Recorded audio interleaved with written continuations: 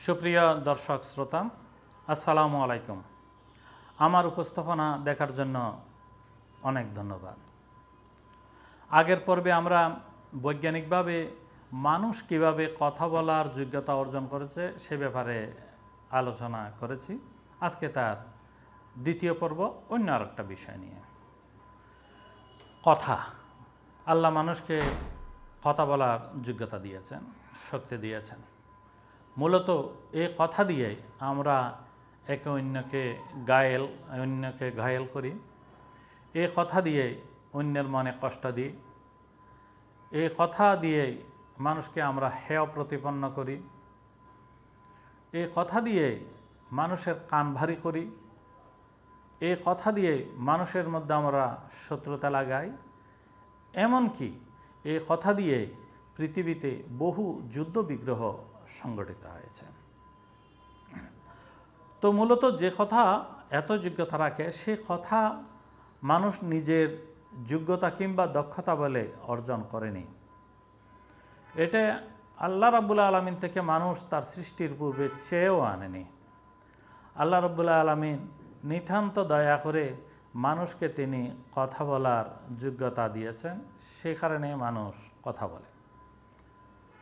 পৃথিবীতে যত প্রাণী আছে কোনো প্রাণী কথা বলতে পারে না, বৈজ্ঞানিকভাবে প্রমাণিত। আগের পর্বে আমরা দেখিয়েছি। শুধুমাত্র মানুষই কথা বলতে পারে এই পৃথিবীর সৃষ্ট সমুদায় প্রাণীদের মধ্যে। কারণ একটাই, আল্লাহ চাহেন যে মানুষ কথা বলতে পারুক এবং এই কথা বলার মাধ্যমে এই পৃথিবীর সমুদয় নিয়ামতরা যে দেখুক, এগুলো অবলোকন করুক, এগুলোর মর্মমূলে মানুষ পৌঁছুক, মানুষ চিন্তা করুক, ফাইনালি মানুষ আল্লাহর প্রশংসা করুক। কথা বলা যে আল্লাহর দান, আল্লাহর পক্ষ থেকে স্পেশাল নিয়ামত কিংবা রহমত, এটা সূরা আর রহমানের মধ্যে আমরা দেখেছি।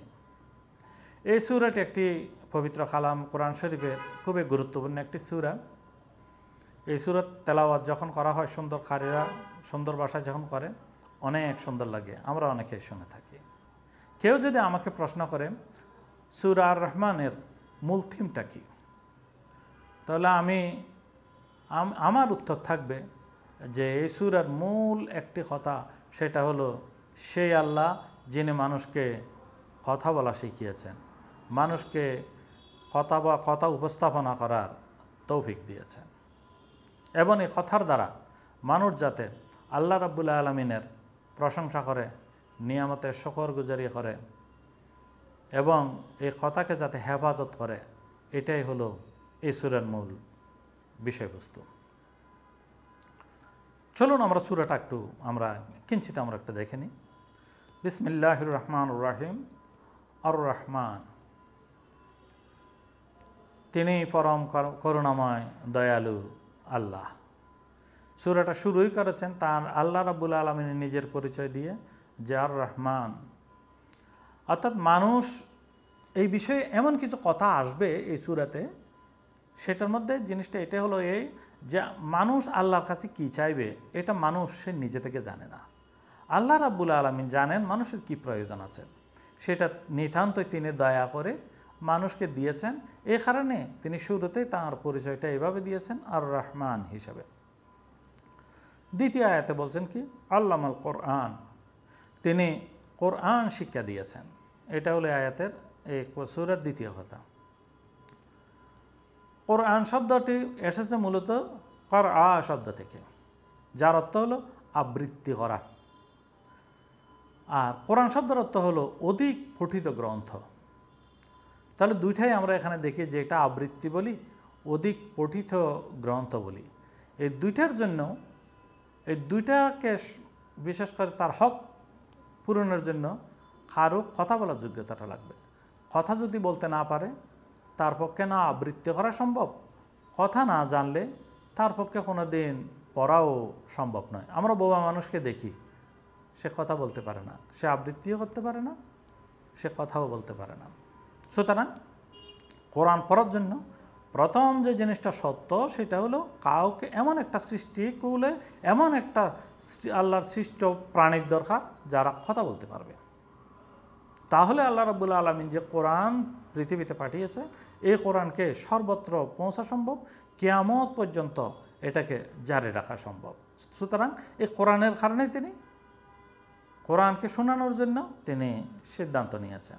তার পরবর্তী অ্যাটেম্পট আল্লাহ কী করেছেন বলছেন খলাকাল ইনসান, তিনি মানুষ সৃষ্টি করেছেন। বিজ্ঞানের পরিভাষায় বিজ্ঞানের দাবি হলো মানুষের যে কথা বলা এই যোগ্যতাটা কোনো একটা অ্যাক্সিডেন্টের মাধ্যমে, মানে একটা দুর্ঘটনাজনিত কারণে মানুষ কথা বলতে শিখেছে। পরে আমরা কোনো সময় সুযোগ হলে সেটা আমরা আসবো, যদি নিয়ানদার্থাল মানুষগুলো নিয়ে যখন কথা বলছিল বিজ্ঞানীরা এটাই বলছে সেই নিয়ানদার্থাল মানুষগুলো হুবহু মানুষের মতো দেখতে, কিন্তু তারা বর্তমান যুগের মানুষের মতো কথা বলতে পারতো না। সেই সময় বিজ্ঞান বলেছে যে নিয়ানদার্থাল মানুষগুলোর আমাদের মতো উচ্চতা, আমাদের মতো 2টি পা আছে, 2টি হাত আছে, কান, সবগুলো একই ধরনের, কিন্তু তারা আমাদের মতো কথা বলতে পারতো না। বিজ্ঞান সেখানে ব্যাখ্যা দিয়েছিল এটা এই কারণে যে আমরা কথা বলতে পারি, এ কারণে দুর্ঘটনাজনিত কোনো একটা মিউটেশনের কারণে যে এই আমাদের এই পরিবর্তনটা এসেছে।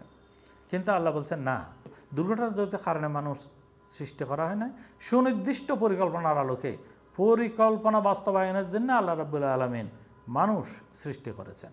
সুতরাং মানুষ সৃষ্টি করাটা এটা আল্লাহরই একটা সিদ্ধান্ত। আর হলো কোরআন প্রচারের জন্য যে ধরনের যোগ্যতা দক্ষতার দরকার আল্লাহ মানুষকে সেটা দিবেন। পরবর্তী আয়াতের মধ্যে বলছেন কি আল্লামাহুল বায়ান, তিনি মানুষকে কথা বলা শিখিয়েছেন। মানুষ কথা বলতে পারে, বক্তব্য উপস্থাপন করতে পারে এবং লম্বা কথাকে তারা ব্যাখ্যামূলকভাবে বোঝাতে পারে। এই পৃথিবীতে আর কেউ এটা পারে না। আল্লাহ রাব্বুল আলামিন বলছেন যে মানুষকে এটা আমার স্পেশাল একটা যে নিয়ামত যেটা আমি মানুষকে দিয়েছি। মানুষ কথা বলতে পারে, এই কারণে তারা কি করবে, পৃথিবীকে দেখবে, এই পৃথিবীর নিয়ামত রাজি দেখবে, পৃথিবীর সৌন্দর্য, পৃথিবীর জলবায়ুর মধ্যে মানুষ বসবাস করবে, সৌন্দর্য উপভোগ করবে।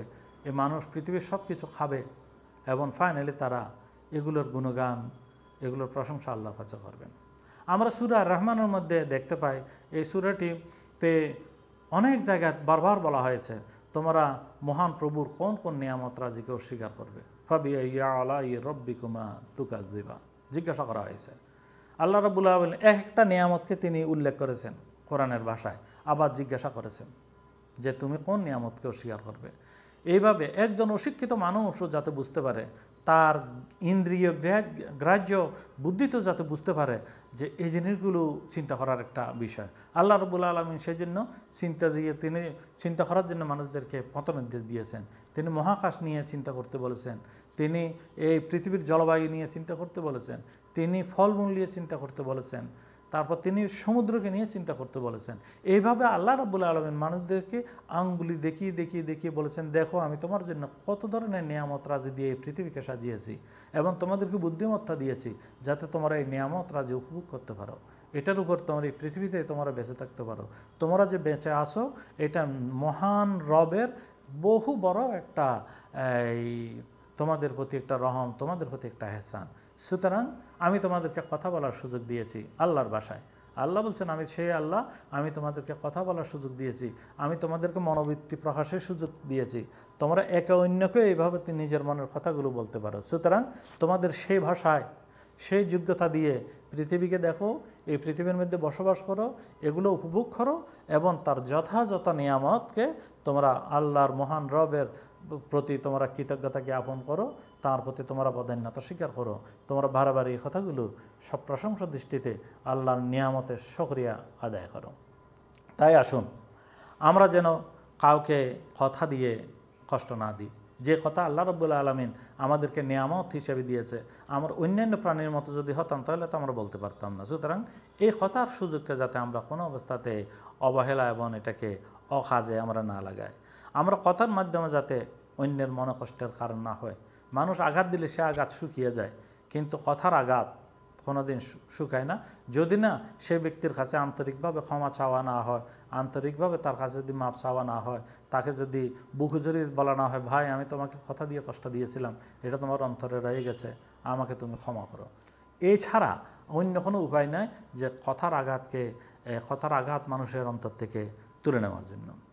এই পৃথিবীতে কথা দিয়ে মানুষকে হাসানো কিংবা কথা দিয়ে মানুষকে কাঁদানো কিংবা কথার ফুল ঝুরি দিয়ে হাটে মাঠে ঘাটে ময়দানে মানুষ জড়ো করে তাদেরকে ব্যস্ত রাখা, এই উদ্দেশ্যে আল্লাহ রাব্বুল আলামিন মানুষকে কথা বলা শেখায়নি। চলুন আমরা যেহেতু কথা আমরা বলতে পারি, দুটো কাজের কথা বলি।